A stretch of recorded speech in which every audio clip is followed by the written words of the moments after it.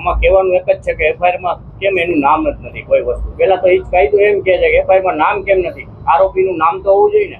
અમને એફઆઈઆર આપી એમાં નામ જ નથી, અમારી બધી ડિટેલ છે.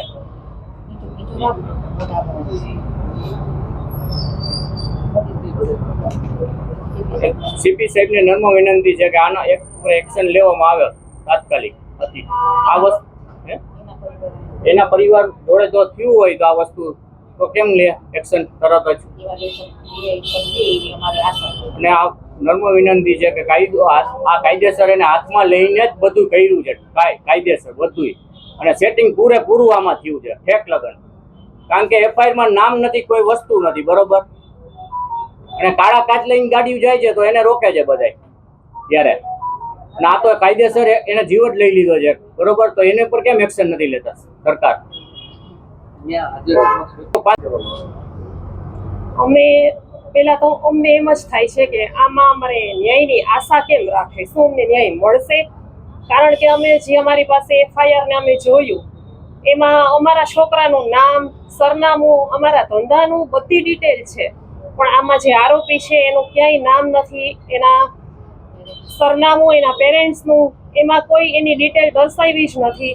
અને એફઆઈઆરમાં માનવવધની જે કલમ હોય એ પણ લગાડી નથી. અને બીજા જ દિવસે એ છૂટી જાય તો આમાં અમારે ન્યાયની આશા કેમ રાખવી? અમને ન્યાય મળશે? અમારે કોની પાસે ન્યાય માટે જવાનું? અને આમાં શું સમજવાનું? બીજા દિવસે આવો અમારા છોકરાને મારી નાખ્યો, એ બીજા જ દિવસે છૂટી જાય તો આ શું છે? અને સામાન્ય ગુનાવાળાને તો મારીને તોડી નાખે છે, તો આને કેમ કઈ નહીં?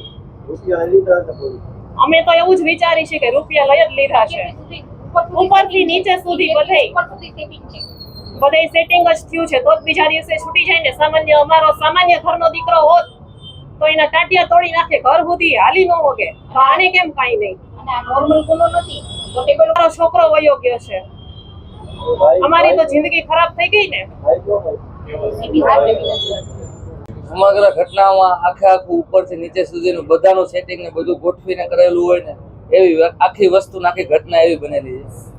જ્યારે એક્સિડન્ટનો બનાવ બન્યો ત્યારથી હું 20 મિનિટની અંદર ઘટના સ્થળે હતો. હું જ્યારે પહોંચ્યો ત્યારે પોલીસ કર્મચારી જ મને ફોનમાં ફોટો બતાવીને એમ કહી દીધું આ ભાઈ હતા ને આને અમે તાલુકાએ લઈ ગયા છે. જો કોઈ વ્યક્તિની એની જગ્યાએ એક્સિડન્ટ થયો, ડેથ થઈ ગયું, તો કોઈ પણ ડ્રાઈવરો કોઈ ભાગીને હોયો ન જાય એટલી વારમાં. એટલીમાં તમે સીધા પોલીસ કર્મી મને ફોટો બતાવી દીધો અને કીધું કે આ ભાઈ તાલુકાએ બેસી ગયા છે. નથી મને નામ દીધું નથી, કાંઈ ઓળખ આપી, એક પણ જાતનું કાંઈ કોઈ કર્યું નથી. એટલે ઉપરથી નીચે પહેલે સુધીનું બધાનું ગોઠવેલું એવી રીતના. પછી એફઆઈઆર ફાડી તો એફઆઈઆરમાં એનું એક પણ જગ્યાએ ઉલ્લેખ નથી, એક પણ પ્રકારનો નામ નથી, ક્યાંય કાંઈ એકેય વસ્તુ આપવામાં આવેલ નથી. આખું ઉપરથી બધાનો એક ગોઠવીને કરેલું હોય ને એવી વસ્તુ મને દેખાય છે આમાં. એટલે સીપી સાહેબને નમ્ર વિનંતી કે યોગ્ય પ્રકારની તપાસ કરાવે અને જે આખું સત્ય હકીકત છે એ આપે. અને સરકારી કેમેરામાંથી એક પણ જગ્યાએથી ફૂટેજ કોઈને આપવામાં આવી નથી. એનાથી 200 મીટર ને 100-200 ફૂટની અંતરે જ છે આરએમસી નો કેમેરો. તો કેમેરાની ફૂટેજો કોઈને કેમ રિવીલ કરવામાં નથી આવતી?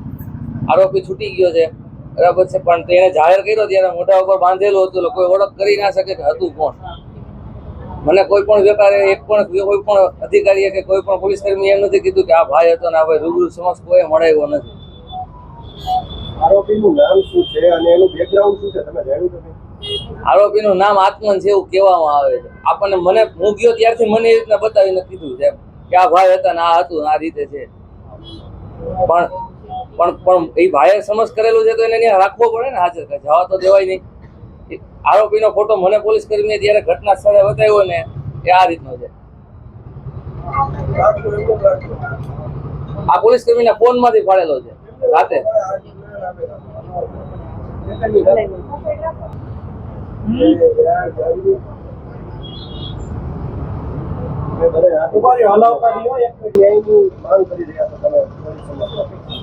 ન્યાયની માંગમાં એટલું જ છે કે જે યોગ્ય, સાચી, સચોટ અને જે સત્ય હકીકત હોય એ સામે આવે.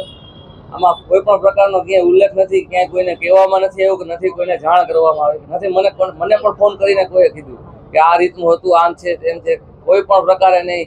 અને એ ભાઈની ગાડી પૂરેપૂરી સ્પીડમાં જ હતી અને પૂરેપૂરો આખું કરેલું હોય ને એવી રીતના દેખાય છે. એક પણ પ્રકારે બ્રેક નથી મારવામાં. આગળના કેમેરામાં બીજી જગ્યાએથી અમે બધી જગ્યાએથી ફૂટેજ ભેગા કર્યા, અમને બધેથી એવું જ દેખાય છે. હળવી કલમો લગાડી. અને કલમો એકદમ હળવી લગાડી છે, કારણ કે અમે ત્યારે અમે શોકમાં હતા. અમને ખબર જ નથી ક્યારે એફઆઈઆર બનાવીને કેવી રીતના એને કર્યું ને, કારણ કે અમને કલમોની અમને ખબર ન હોય. અમારી સામે નજર સામે એફઆઈઆર બનાવી, લખ્યું બધું, મેં બધું કહ્યું. પછી જ્યારે મારી પાસે એફઆઈઆર ની કોપી આવી, એમાં નામ, સરનામું, એડ્રેસ કાંઈ નથી, અને કલમો બધી હળવી છે. ત્યાંથી પોલીસ સ્ટેશન હતી એટલે જામીન મંજૂર થઈને છૂટ છોડી દેવામાં આવી. આટલું સરળ ન્યાય ન હોય તો કાલ સવારે હું પણ જાઉં, ગમે તે જાતા હોય, ગમે એને એક્સિડન્ટ થાય, મારી નાખે, મરી જાય, તો માનવતના ગુનાનું શું કરવાનું? માણસની કિંમત નથી? મોઢે રૂમાલ બાંધીને બતાવી દે છે, તો મને કેમ ખબર પડે કે આ વ્યક્તિ હતો નહોતો? આપને કોઈને કહીને મીડિયા સમજ કોઈને આપવામાં નથી. રૂપિયાનો ખેલ રાખે. ઉપરથી પહેલે જ તો હું તમને ચોખ્ખું જ કહું છું, પેલા 15 મિનિટની અંદર તમે આરોપીને પોલીસ સ્ટેશને મોકલી દો, કેવી રીતે સમજવામાં આવે? અને આપણે એક્સિડન્ટ થયો હોય તો 10 જણા પકડીને રાખે, ભાઈ ભાગવો ન જોઈએ, ભાઈ ભાગવો ન જોઈએ. અયોગ્ય વાત છે ને, બધાને ખબર પડે છે. એટલે જે સાચું સચોટ અને જે હકીકતમાં છે એ બહાર આવે, અને 105 ની માનવતની કલમ આવે એ લગાડવામાં આવે. હલકી કલમો લગાડીને એમને ખબર હોય આમાંથી છૂટી જાય એવી કલમો લગાડેલી છે. આ કઈ નાનો ગુનો નથી. અમે 20 વર્ષનો ભાઈ ખોયો છે મેં. એ તો જેનો ગયો હોય એને એની ખબર હોય. આમાં યોગ્ય ન્યાય અપાવે તમામ અધિકારીઓ, અને બધા સાચી રીતે અને સરળ સત્ય હકીકતમાં બહાર લઈ આવે.